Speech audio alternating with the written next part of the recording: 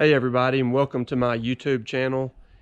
If you're new here, I'm Ben. I'm a poultry and cattle farmer in Alabama. I have 4 chicken houses and raise about 30,000 chickens in each house. We have about 200 mama cows, mostly Angus and Sim Angus, and we also have a grading and clearing company. So from time to time we post videos of kind of what's going on. A lot of people ask me what goes on at the chicken houses when I don't have chickens. I grow about 7 flocks a year, so in between there's a lot of cleaning up and getting ready for the baby chickens to come back. Usually on average we have 2 to 3 weeks in between, just depending on kind of the demand and supply and demand for the chickens. So anyway, this video is going to kind of show what goes on, the process of cleaning up after one flock and getting ready for the next flock. So I hope you enjoy it. All the chickens are gone and we finally got a little bit of sleep, so it's time to get back to work, start getting ready for the next flock. Here's the chicken house. I'm standing on one end. You can see it's empty. It needs a lot of work to get it back ready to put baby chickens in here. All this that you can see that's kind of caked up, we call that crusting. We'll go through and take all that out, put it in the barn, and then we'll spread it on the pastures as chicken litter.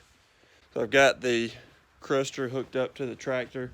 This is a Lewis Brothers Housekeeper. Basically, I'll go through, you drive through real slow.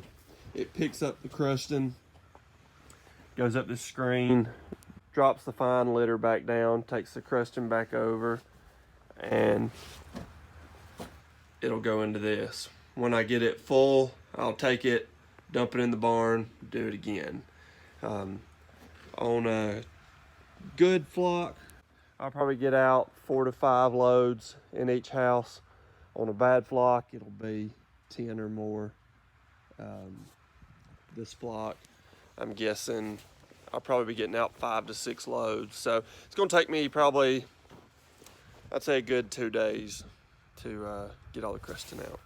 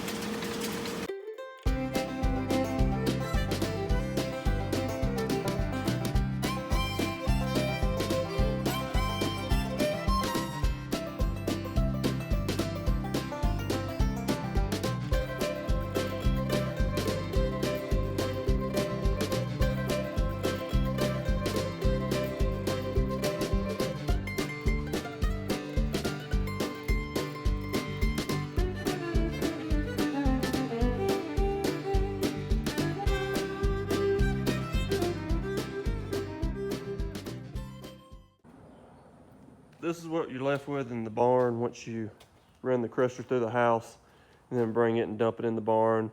Looks like rocks. It's just chunks of basically chicken litter, but it's some good fertilizer. So we'll pile this up in the barn, leave it, and then when we get ready, we'll load it in the spreader truck, spread it out on our pasture, and fertilize everything. After doing one lap throughout the whole house with the cruster, this is kind of what the litter's looking like. So you can see this is in much better shape than it was in the previous video before I started crusting. It's still got some crusting in here, so basically what I'll do is run back over everything one more time. I'll probably get another load or 2 out of each house, and then it'll just leave me with this much finer powder, which is a whole lot more suitable for getting baby chickens back.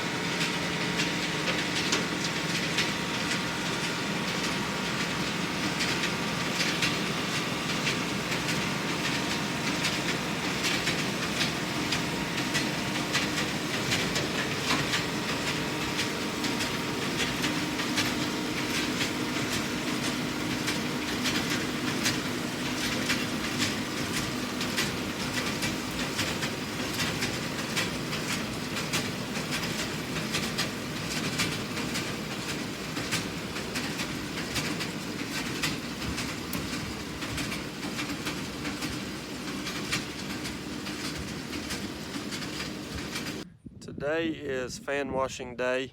On the ends of the chicken houses, which is where I'm standing now, you see all these big fans. There are 4 on each side on the backs of each chicken houses. So 8 total big fans on the back, and there's 2 small ones on the back as well, and then 2 small ones on the front. So these get pretty dusty throughout the flock, so we'll go through and wash them off to keep them clean and to keep them running better. What we do is we hook this washer that holds water. It's basically like a pressure washer that goes behind a tractor, runs off the PTO. So we just drive that around and basically pressure wash all the fans. We'll do inside and out. I've already done the inside, so now I'm moving to the outsides and we'll wash everything off. Wash the fans.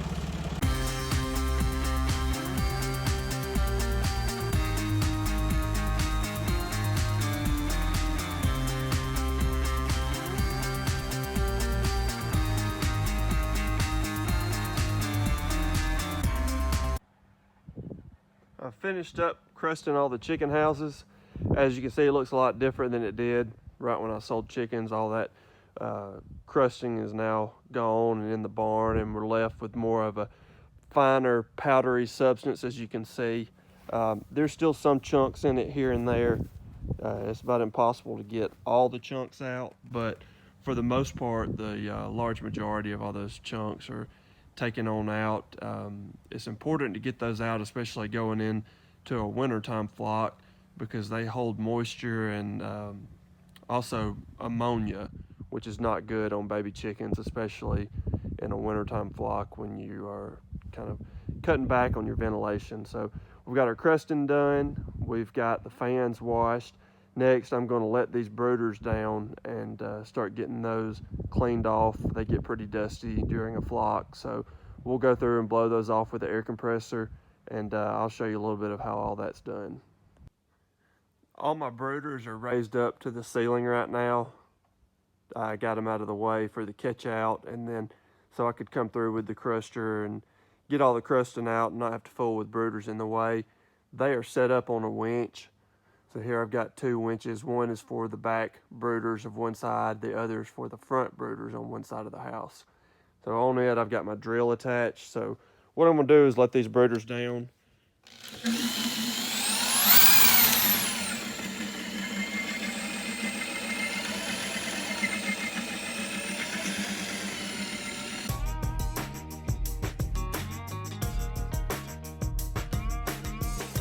Here's one of our brooders here. There are 40,000 BTU brooders, and there are 24 per house. So there's a good bit in here, which you need a lot of heat in the wintertime. Heating these houses up to 91, 92 degrees starting out when it's 20 or so degrees outside. Takes a good bit of heat to keep these chickens warm, but as you can see, there's a good bit of dust on here. The brooders, especially the last flock, towards the end of the flock, you aren't really using the brooders. The chickens give off a lot of heat, plus it was warm. So the brooders are just kind of hanging in here towards the end of the flock, but they collect a lot of dust. So I'm gonna go through and get these brooders cleaned up and get them ready to start a new flock. Let's go blow off some brooders.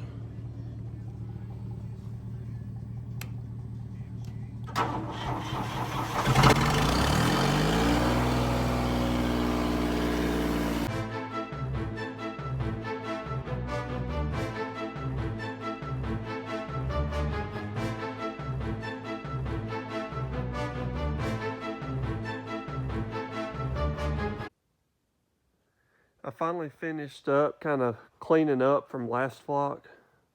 Gotten all the litter done, gotten it leveled down pretty good, gotten all my fans done, the brooders are blown off. So all the kind of cleaning part is done. So now I can actually start kind of getting the chicken houses ready for the next flock. I've gone through and you can see I've got some temperature sensors, some different, there's an outlet. This rope here that you see hooks to my hopper. There's a plug that goes to the switch in the hopper. So I've gone through and all this stuff I put up in these feed pans just to get them out of the way for the catchers and for when I'm cleaning the houses up. So I've gotten all those out, so now I can actually go through and I can start letting these feed lines down as well as the water lines. Everything is set up on a winch. There's a front and back winch for water lines, front and back winch for my brooders. And then you come over here, and this is the winch for my feed lines. The feed lines are one continuous line, front to back. The feed lines come through them right here in the middle of the house. This is what we call the tandem that the hopper goes on, and the feed line, you can see, goes to the back of the house. So there are two separate augers. One auger will feed this front feed line. One auger feeds the back feed line. But you have to let this whole thing down as one unit. So that's why there's only one winch. So I'll be going through here shortly, hooking my drill up to it, and I'll be letting these feed lines down. You can see these red things here, these are feed spouts. They're turned up. Starting a flock out, we'll go through and we'll turn these down. So what I'm actually going to do is let these feed lines down about waist high. I'll go through and make sure all my feed pans are good and empty. They don't have any of my withdrawal feed left over in them, which is the feed that we end the flock on. And I'll turn each one of these red spouts pointing down, so that way I can put my feed trays underneath, and it puts out extra feed when they're babies. But I'll kind of explain that process once I kind of get everything set up.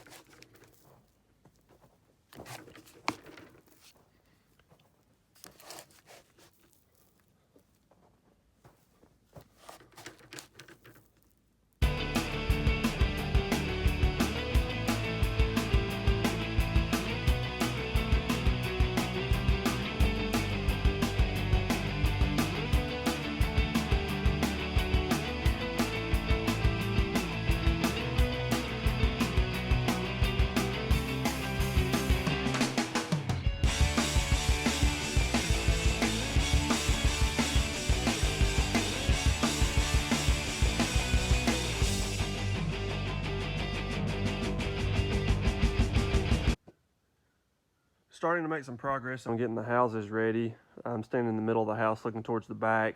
You can see the feed lines are down, the water lines are down, and I've got the brooders about to the level that I want those. You can see there's a little bit of feed here. That was left over from last flock, so there was a little bit of feed in the pans, but not much. Went ahead and dumped that out, so that way we'll be starting back with fresh feed. You can see the spouts are all down. I haven't put any feed trays down yet. That'll be coming up, but just kind of wanted to show a quick video of the back of the house. I'm pretty much done back here because I'll be starting out my baby chickens in the front of the house, and then about day 8 or 9, we'll do what we call turning out the birds, where we actually move the birds to where they're in the whole house rather than half the house. But I'll show you how we set it up as half a house. Here in the front, you can see I've got a water line down, feed line, nothing right here really in the middle. Still got a water line up on each side, and the brooders, feed lines down, water lines down. We'll be going through and we'll be putting one feed tray under each spout, and then for every 2 spouts, we put one extra feed tray out to the side. It's really important when these chickens are young to get them started with as much feed as you possibly can. So we'll be putting that down. That's why I've got this other water line and brooder still up, because we'll be doing some work in this area. Right here you can see the tandem that I talked about earlier. So if you look, kind of hard to see, but the auger is hooked to that shaft. There's a bearing on the end of there. So I'll be putting the hoppers on shortly. Got the hoppers still over here on the wall. They'll be hooking back into this pipe here, which runs out to my feed bins outside. So that's how the feed gets from outside to inside.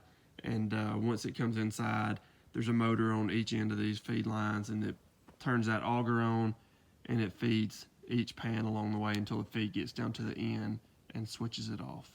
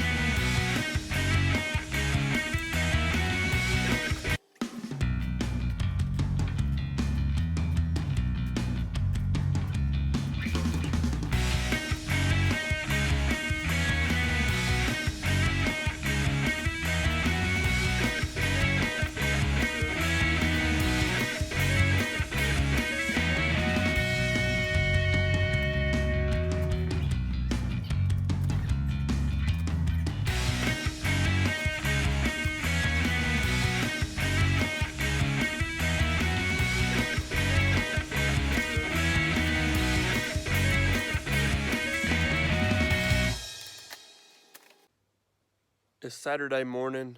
We're doing a little work in the chicken houses, finishing up some stuff. We got birds coming in Tuesday and Wednesday, so we're putting out some feed. Hopefully going to make it over to the Gibbs farm sale. It starts at lunchtime today. We usually go every year. They run a registered Sam Angus and Simmental operation. We've bought some heifers and bulls in the past. Hopefully we're going to go over there today and pick up a bred cow or two. We've been looking at a couple of them they've got, so we'll see how it goes. You never know when you go to the Gibbs sale. Last year we came home empty-handed. The year before, I think we bought close to 30 heifers. So we'll see how it goes when we get over there and Eric gets to bidding on some of these animals.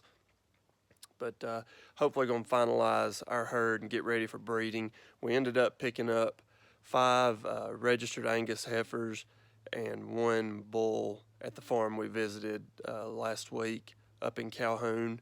So we'll be going to pick those up soon, get those added to our herd and get ready to start breeding everything. We ordered some semen to breed to the heifers and some of the cows, so we'll be setting up doing some artificial insemination coming up. So got a busy November and December coming up, but should be a lot of fun. Now that we got all of our trays put down, it's time to start running out the feed. We got a tractor trailer load of feed yesterday, so they filled up almost 2 of these feed bins here. They brought about 52,000 pounds of feed. You can see the feed there in the bottom of this boot. So we open up a slide down there on the bottom. You can't really see it, and the feed will go down into this pipe. When the motor in the house comes on, it runs this auger, so the feed will run through this pipe, comes up, goes into the house, and it'll feed these hoppers. So I'm gonna go ahead and get the feed turned on, and we'll get these filled up.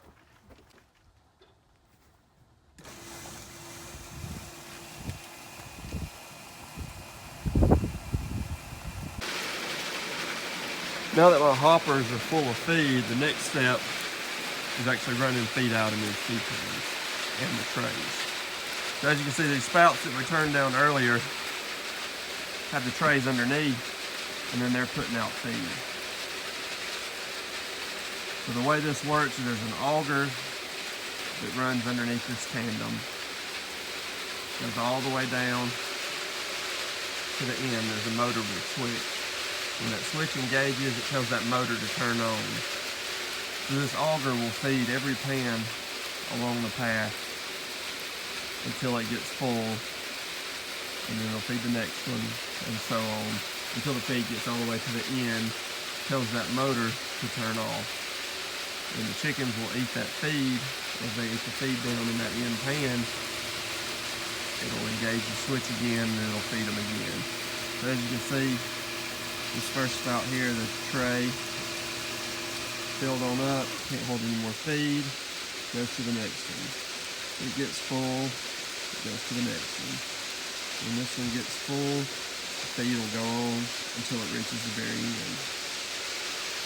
We also have these extra trays that don't have a spout underneath them.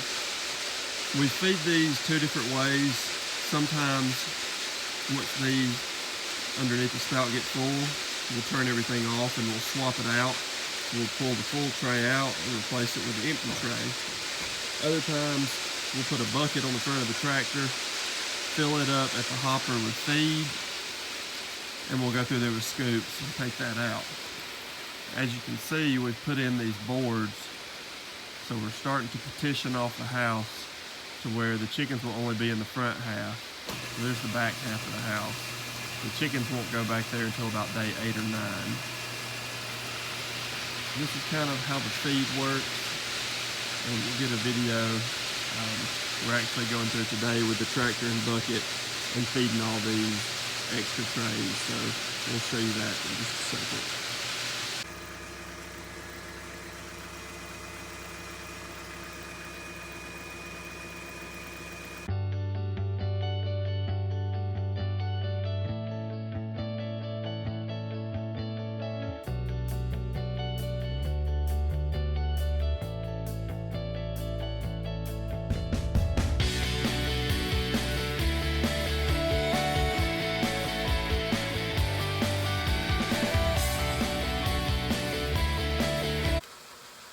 Standing down in the very front of the house. The feed is just about done running out. You can see getting the trays filled up. Here I am at the end control pan. So the feed's coming out. It's starting to come out down here at the very end. So inside this control pan, where there's a motor hooked to the auger, there's a switch inside. When the feed fills up enough inside that little rectangle box you see, it pushes that paddle in and it kicks that motor off. And so the feed will all be turned off. When the chickens start eating some of that feed down in this tray right here, the feed moves away from that paddle and causes the motor to come back on. When the motor comes back on, the feed starts over all the way down there at the hopper. So it feeds every pan and tray along the way, all the way through here until it gets back to this motor. Now the feed just got filled up against the switch inside there, and so now the feed's turned off. Now that we've got all of our feed put out, we can go back, let down the front brooders. As you can see, the front brooders have been let down a little bit. They're about head high. And I've also let down these other two water lines. Now that we're not having to do stuff with the feed, they won't be in the way. So I'll let those down. Once the water lines are down, we'll go through and actually level them to make sure that they're the right height from the litter. That way, when all the baby chickens get here, they can all easily drink. And then as they get older, we'll raise the winch a little bit and the feed lines will stay level to the floor and raise on up. So I'll show you kind of what we do to get those level. We've got this stick and it kind of tells you. So you look right here and you have day 1, week 1, week 2. So this is kind of a guide or a reference point. So we always level the bottom of the water line to the day 1. So we'll come over here to one of these drops, and as you can see, that one's about where it needs to be. On all these strings, they're a little bit dusty, but you can adjust the water lines by raising or lowering here. So every 10 feet, there's one of these drops. So what I'm gonna do now is walk through, and at every 10 feet, I'm gonna check and make sure that water line is at the correct height. That way, when we dump the baby chickens in here, they'll all be able to drink. Got the trailer hooked up, and I came to Bowden to Georgia Poultry.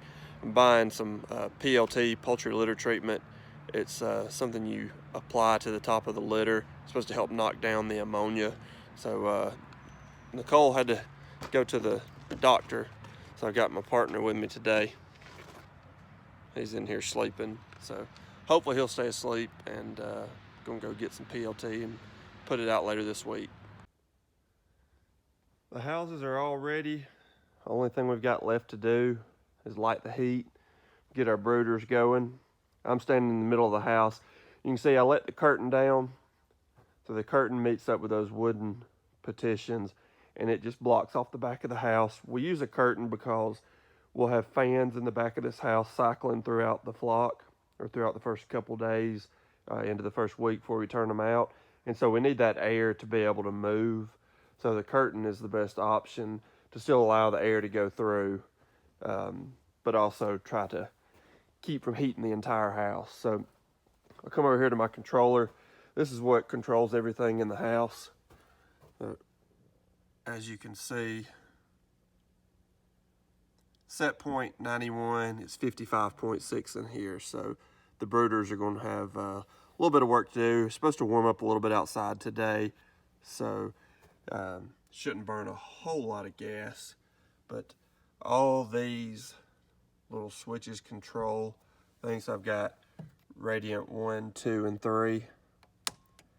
I'll flip each one of those to auto, and that allows the controller to heat. So these zones are going to heat up to about 91 degrees. If you look on the left, you can see the temperatures. Those are I've got 3 temperature sensors throughout the front. So those are the temperature readings. So when those readings get to 91, they cut off.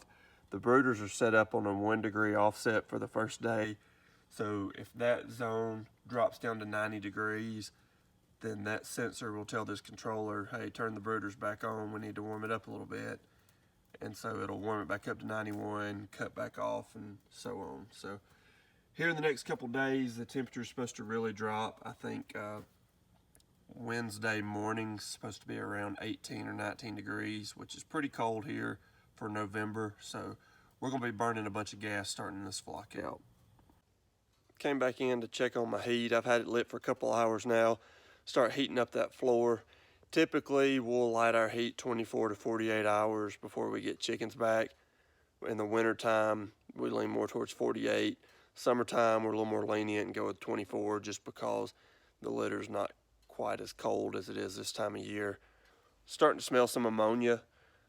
No matter how much you work with your litter and how much crusting you do, you're gonna have some ammonia. So that's what the PLT is for. We'll put it in the whirlybird on the back of the tractor and we'll actually spread it out in each house, and that knocks down that ammonia. You really want to knock that ammonia back as best you can, especially this time of year when you're not going to be running as many fans. June, July is not a big deal. When it's 90 degrees outside, you're running a lot more fans, but this time of year when you're not running as much fans, knocking back that ammonia with the PLT really helps. Loading up the PLT and the whirlybird, a little chunky, but that whirlybird will break it up. Gonna go spread it in the chicken houses, see if we can knock down that ammonia.